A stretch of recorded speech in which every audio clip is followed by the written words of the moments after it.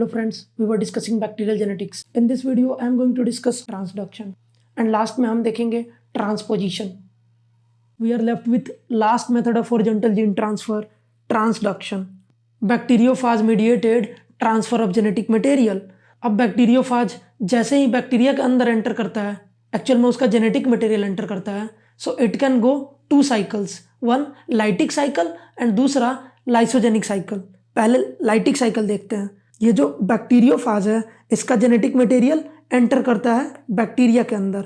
अब जैसे ही genetic material enter किया, बैक्टीरियल डीएनए डिस्ट्रॉय होने लगता है, डिस्ट्रक्शन ऑफ बैक्टीरियल डीएनए.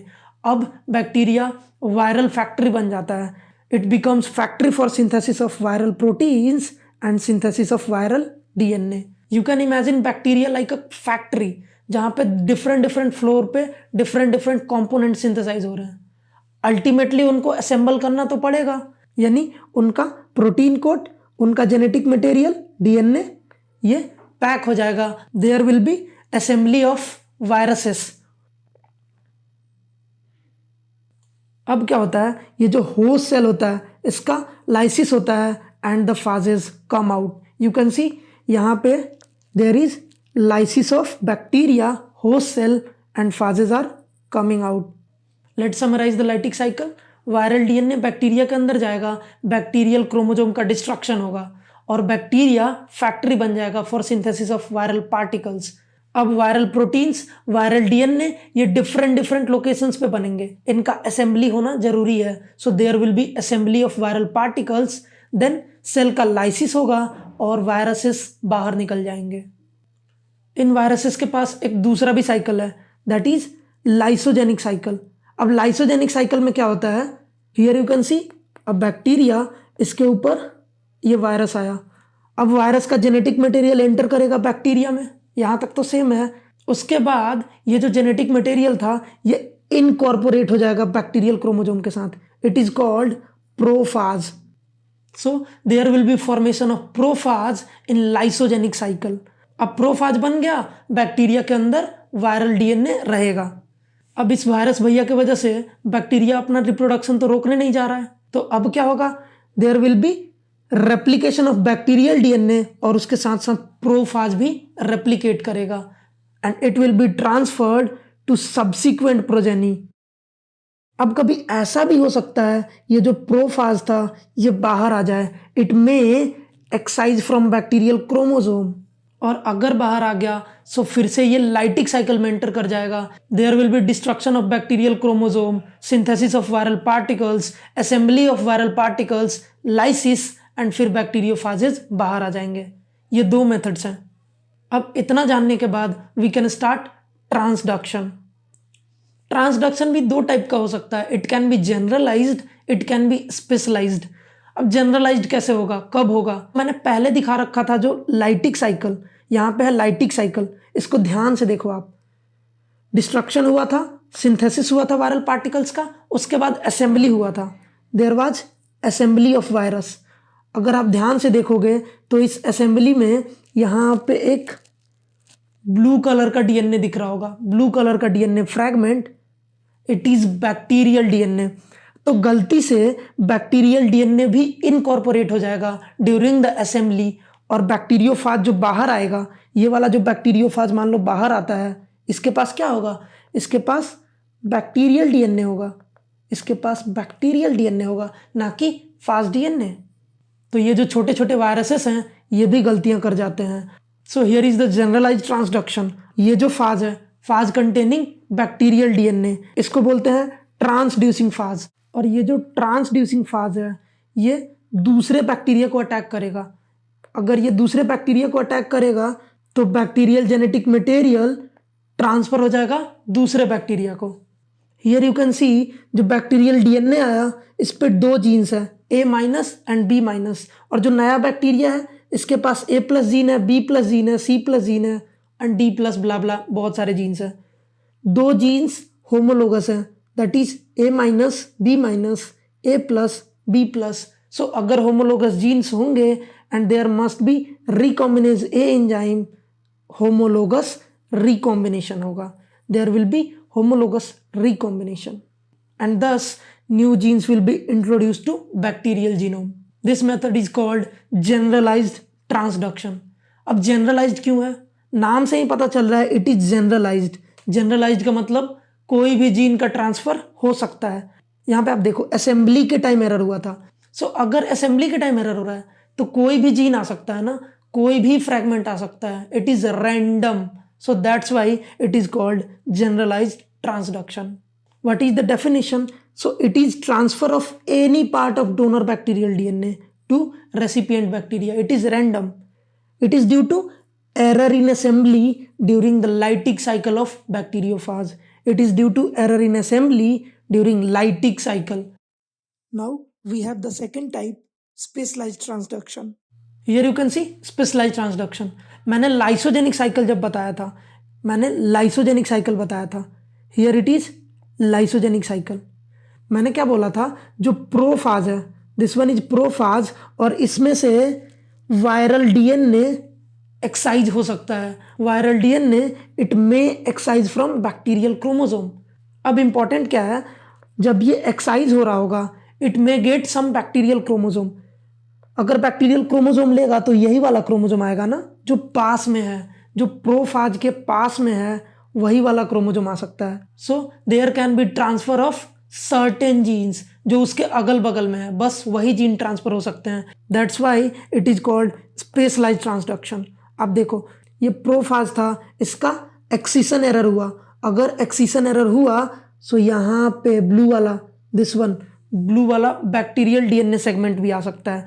उसके बाद फिर से वही उस डिफेक्टिव जीनोम का रेप्लिकेशन होगा.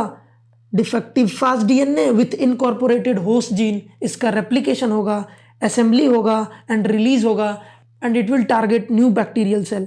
यहाँ पे देखो, यहाँ पे नॉर्मल बैक्टीरियल सेल को टारगेट किया. नॉर्मल बैक्टीरियल सेल जिसके पास उसका क्रोमोसोम है, उसका डीएनए है.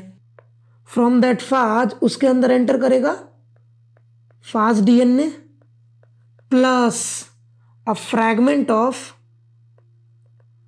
Bacterial DNA.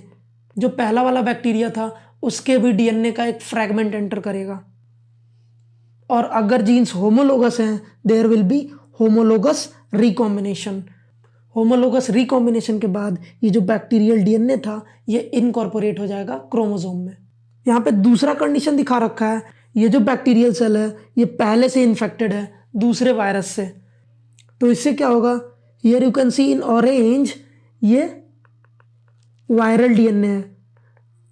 जो दूसरा वायरस था सेकेंड फाज, उसका डीएनए पहले से इनकॉर्पोरेटेड है. उसके बाद फिर से ये जो हमारा डिफेक्टिव फाज था वो आया, इसका जेनेटिक मटेरियल अंदर आया. तो अब ये जेनेटिक मटेरियल का क्या होगा? ये जेनेटिक मटेरियल पूरा का पूरा इनकॉर्पोरेट हो जाएगा. ये पूरा का पूरा जेनेटिक मटेरियल क्रोमोसोम के साथ ऐड हो जाएगा.